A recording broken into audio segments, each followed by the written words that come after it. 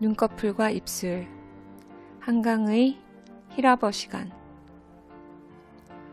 몇 년 전 채식주의자라는 책과 영화로 충격을 받았다. 세계적인 상을 받았다는 것으로 너무 기대를 해서인지 아니면 내가 즐겨 읽는 스타일의 소설이 아니어서인지 이유는 모르지만 그다지 기분 좋은 만남이 아니었다. 희인이라는 책에서는 시인 같은 감성을 느낄 수 있어 책마다 무언가 다른 걸 담아내려 노력한다는 느낌을 받았다. 꽤 오랜 시간이 흐른 후 히라버 시간이라는 책으로 그녀를 다시 만났다. 서론 같은 의미심장한 1인칭의 첫 장을 지나고 2장에서 3인칭 시점으로 이야기가 전개되는데 첫 장면이 머릿속으로 영상을 그릴 수 있을 만큼 세밀하게 묘사가 되어 있어 여기서부터 강하게 이야기 속으로 빨려 들어갔다. 이 여자는 왜 갑자기 말을 하지 못하게 된 것일까? 그 궁금증이 이 책을 놓지 못하게 만들었다. 그런데 이 책은 술술 넘어가는 책은 아니다. 부분 시를 읽듯 그림을 보는 듯 상상하며 읽었다. 그리고 독특한 점이 있는데 각 장별로 1인칭이나 2인칭이었다가 3인칭으로 계속 변하는 것을 알 수 있었다. 처음에는 그들이 한 사람인가 했었는데 그것이 아니고 1인칭과 편집의 형식의 2인칭은 시력을 잃어가는 남자 이야기, 3인칭은 말을 잃은 여자 이야기로 나누어 진행되었다. 그래서 한참 읽다가 다시 앞으로 돌아가길 여러 번 했다.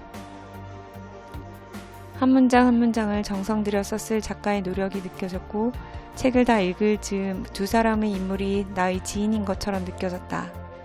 그들이 갖지 못한 것, 잃어버린 것들에 대한 안타까운 마음이 몽글몽글 자라났다.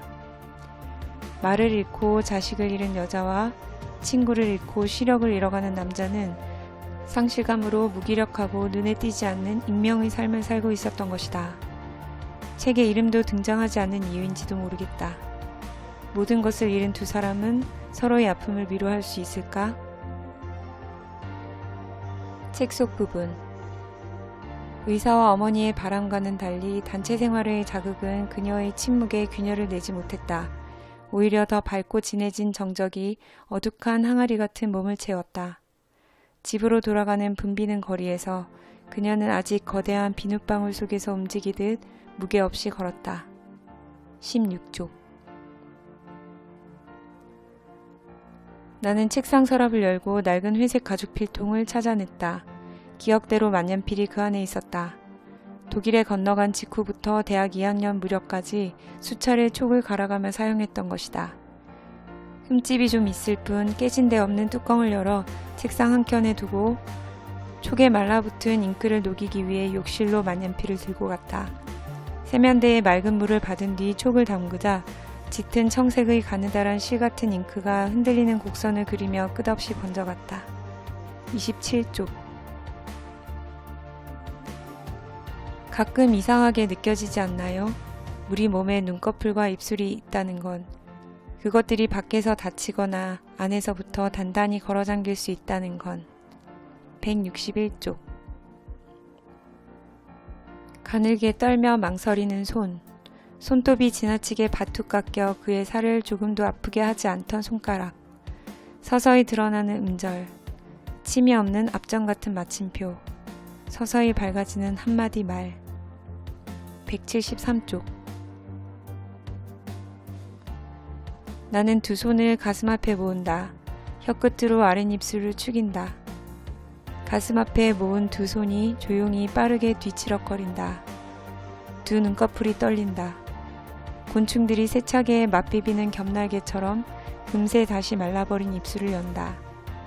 끈질기게 더 깊게 숨을 들이마셨다 내쉰다.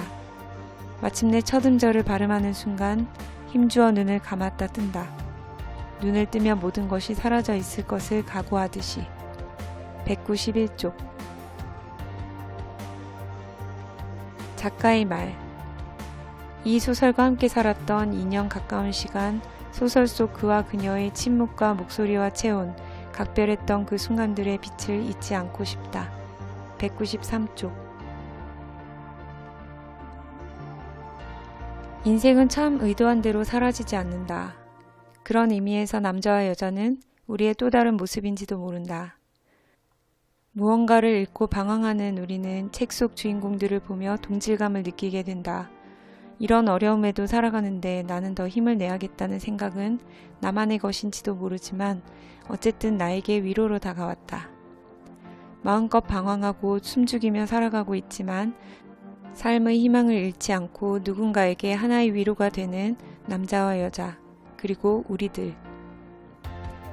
스쳐 지나가면 잊힐 것들을 간절히 부여잡고 글로 담아낸 한강 작가의 뛰어난 문체를 간직하고 싶다. 이 책의 섬세하고도 강렬한 표현들이 오래 기억될 것 같다.